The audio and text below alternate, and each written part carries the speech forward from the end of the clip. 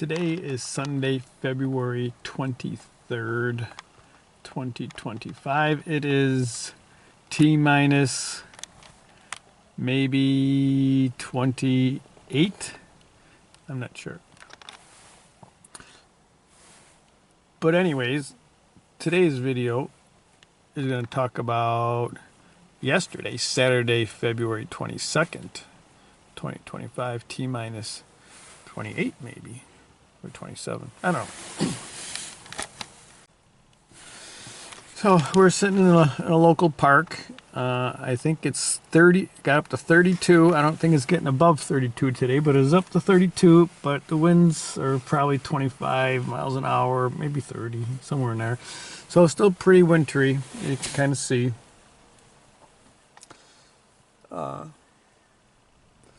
And I'm going to be going for a walk with my friend. I got my snow pants and sweatshirt and coat and hat and gloves. And while I'm waiting, I thought I would just talk about yesterday's tantra yoga session. So after creating a sacred space and putting out some intentions, it seemed like the mutual intentions were for a tantric massage, just because the tantric partner had fallen on ice and her neck was still spasming a bit, so she really wanted to have some neck work done. And I've been pretty tense with all this stuff going on, a whole lot of stuff in my lower back and in my neck, so that's what we agreed to do. So what comes up to mention first and foremost is this was our cold week this past week. It was in the teens for highs. Some days it was in the single digits, 30-mile-an-hour wind. So just cold, and I have no heat reserves left in my body. I get chilled so easily, and I just like shiver and shake for hours underneath a blanket, trying to warm up again. So obviously, when you think about massage, you usually think more skin-to-skin contact, and I will say this was wrapped under two blankets and wrapped in a separate blanket, person giving the massage, so this was under wraps. There wasn't too much skin stuff happening.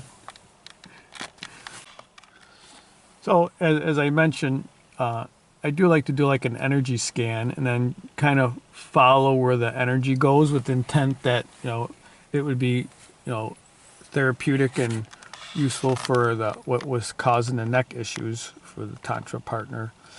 Yeah, so started at the feet. Everything was like, we used the two blankets, a double wrap.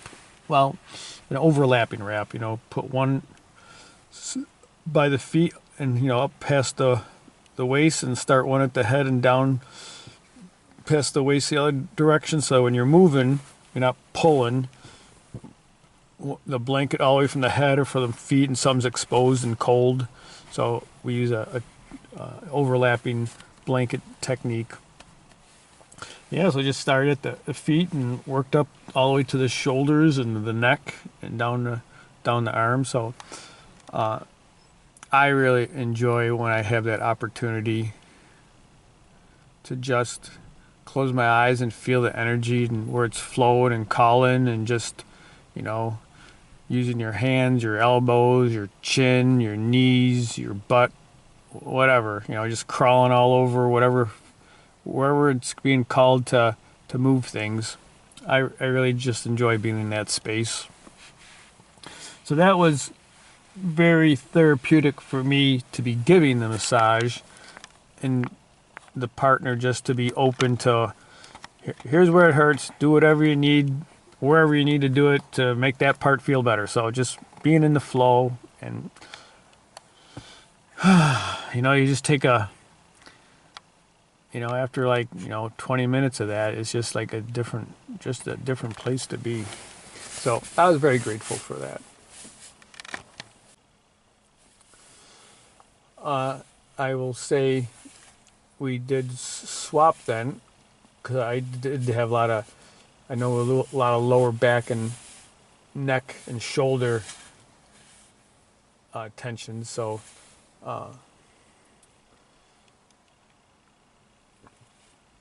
at that point, we yeah. So I did wind up under one layer of blankets, and did get a very nice shoulder, lower back massage. And you know, it's one thing to have the, the muscle, physical muscle movement. You know, the traditional massage, but you know, just to be in that space where it can just be open to how things are wiggling and moving, and you're feeling safe that you can just let out sighs or grunts or groans or just shift as you need to. All right. Walks over. I'm doing my rest of my meditation indoors. So, what does what I felt like my issue of trust was maybe not gone, but minimized for the moment. So I wasn't trying to do my head games of trying to figure out what they were thinking. So if I knew I was safe to experience what I wanted to experience, so it just felt like it was. I could trust that the tantra partner was in an authentic place, an organic place, and a present place, just engaged in there. So then I was able then to tune into what my desires for the moment were. Desires aren't the right word. What I was able to like feel what it is that my soul wanted to experience and to allow it, realizing that the partner would give indications if it was not something that felt comfortable or enjoyable, or on the opposite end of the spectrum, if it was something that was felt good or whatever, that they would provide positive feedback to that too, so that I didn't have to do like all that processing in my head, right? I could just focus on what it is that I feel like I should be doing in the moment, knowing that the partner would take care of themselves and would let me know, give me feedback if needed. So I guess that was the big takeaway from. Right. After further review of the records, it's T-27 for Saturday the 22nd.